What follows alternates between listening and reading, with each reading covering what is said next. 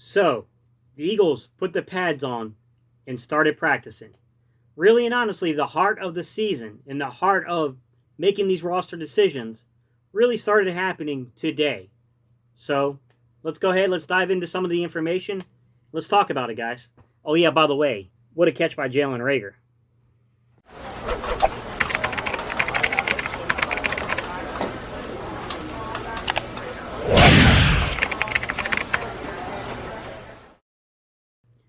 What's up, Eagles Nation? What's going on, NFL world? How you doing, division rivals? This is Steven Hyder with Gate City Sports Channel, the sports channel where the cerebral NFL fan comes for about 10 minutes of daily content.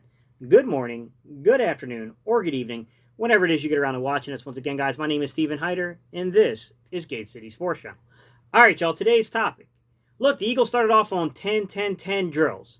If you guys are confused on what in the world is a 10-10-10 practice, it's really simple, man. It's a cycle to where you do like 10 offensive plays, then you'll come back and you do 10 defensive plays, and then you, generally speaking, you go for about, you're supposed to do about 10 minutes of special teams. It can vary, guys, but that's a theory, is you do these cycles of offense, defense, and then special teams, right? 10-10-10 drills they're padded drills normally, but it doesn't mean there's contact. In the case of the Philadelphia Eagles, there was no contact today in today's drills. It's generally speaking, I mean, sometimes you have contact, sometimes you don't. The CBA, I think back in 2014, really started to hammer down on how often teams could have contact drills. That's why, training camps are much different than they used to be. Obviously, guys, this was in an attempt to cut down on injuries across the NFL. But nonetheless, it is what it is, guys. All right, so some of the things we learned. Some reports coming about the running backs. This is what I'm going to say, guys. Man, just brush that crap off about running backs. That stuff doesn't matter until you can do a 9-on-7. So when you do a 9-on-7 drill, guys, that's how you do a +1 in the running game, right? You always want to be +1 in the running game if you're the offense. Meaning you got 8 guys blocking 7 guys with the 9th guy being your running back, right? So when you do a 9-on-7 drill, that's going to tell you a lot about where these running backs are, okay?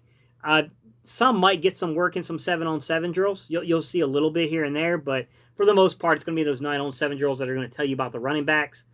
Apparently, Elijah Holyfield and Michael Warren both looked good, but how good can you look in shorts when there's no contact, guys? I'm a little skeptical about that. I would be more interested in seeing more reporting on those guys' roles inside of special teams play. Because we did a 10-10-10 practice today. That means that players got reps in practice. I would like to know who's fielding punts, who's taking kickoff returns. I would like to know that kind of stuff, right? Who are the gunners? Who are they working out as gunners? That information, guys, to my knowledge, has not been released yet. I am going to comb through it because I would love to do a video talking about our special teams, but as of right now, guys, no news there. I don't know. So, some stars of today. Jalen Reagor apparently is looking really good and is really impressing the coaching staff. This is something I knew that was going to happen, guys, because he just fits our scheme so well, man. This kid has a tremendous catch radius, and I got to be honest with you, man. He's physical. He's a little guy at 5'11". He's not the biggest receiver, but he's got a 42-inch vertical at 5'11". This kid can jump through the ceiling, man. He can jump through the roof. He's a big boy. Right? This is not a big boy, but he's an athletic guy, I should say. Made a couple of really good plays across the middle. People are already talking about the way that Deshaun Jackson is rolling the coverage back that's opening in the middle of the field with no safety help. And guys like apparently Jalen Reagor are just they're eating up the practice team, at least. The second team defense or first team defense, depending on what reps that Rager's getting. I do know that he definitely played some second team offense because I know that he caught a beautiful corner route with Jalen Hurts for a touchdown. So, I mean, definitely some stuff rolling in. Not a whole lot of film, guys. I'll run a little film behind me so you can see the little bit of film that's out there. It's not a whole lot, guys. I'm not surprised that Jalen Reagor's starting to make noise. What I am surprised about is the amount of guys that are still on the sidelines watching. One of them being a very important player in J.J. Arcega-Whiteside.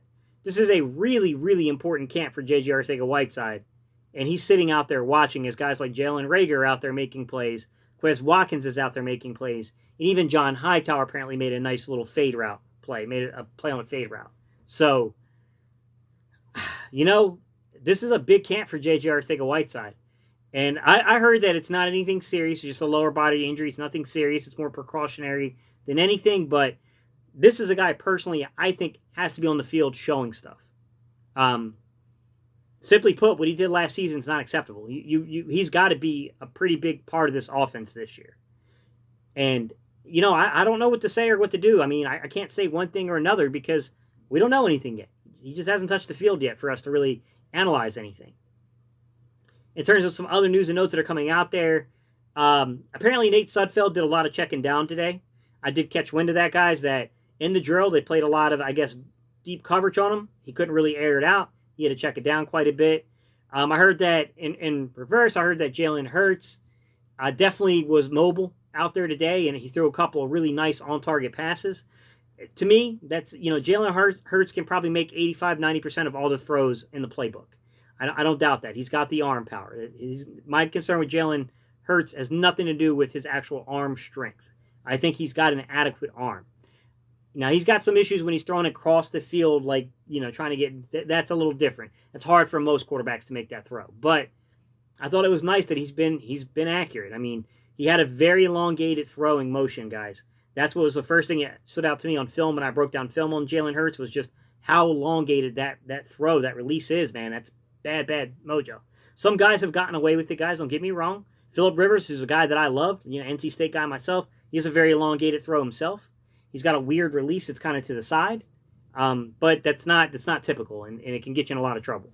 So it's good to see that Jalen Hurts is being accurate. You guys heard me. I said I thought Nate Sudfeld is probably clearly the better quarterback right now. I don't think there's any doubt about that.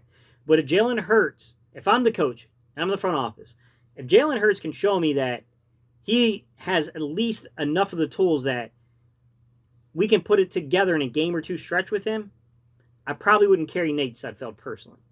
I wouldn't carry him unless it was absolutely necessary. I probably would just roll with Hurts, and I'd probably carry Lillette or someone like that on the practice squad to be an emergency filling guy if you need him to. That's my kind of thought process behind this. Outside of that, guys, the young receivers, man, that's what we know today, guys, is the young receivers are playing really, really well. A lot of you guys were asking what was going on with Jalen Reagor. While we weren't hearing anything, I told you guys to relax. We haven't really got into the meat and potatoes of anything yet. Today we hear about Jalen Reagor making catch after catch across the middle. Jalen Reagor, he's got strong hands. I heard Dallas Goedert made a spectacular, like sky high in the end zone, red zone type reception. I heard about Dallas Goedert. So our young guys are coming out here, man. I'm getting more and more excited about the young core on this Philadelphia Eagles football team because the more we're hearing about guys like John Hightower and Quez Watkins and Jalen Reagor and Dallas Goedert, that's going to be better, guys. All that means is that we've got the young core in place. And that's what I personally want. I want to see the young core continuously succeeding and doing, putting us in a great situation because, hey, look, we got guys here that we've invested in. It's about time we started to get production out of some of these guys. All right, y'all. That's all I got for y'all today. I just want to do some camp updates real quick. I'll break down that Quez Watkins play, guys, if I have time tomorrow. I'm going to do the call-in show on Wednesday. You still have time to call in questions if you like, guys. If you want to call in a question for me to possibly answer on Wednesday, guys, I can't promise to everyone, but I'll do as many as I can. 336-618-7767. Once again, 336-618-7767. All right, guys, tomorrow I'll try to break down that Quez Watkins play, okay? All right, Joe. Let's get it. You know how we end these videos. E-A-G-L-E-S. All right, y'all. Let's go, Eagles.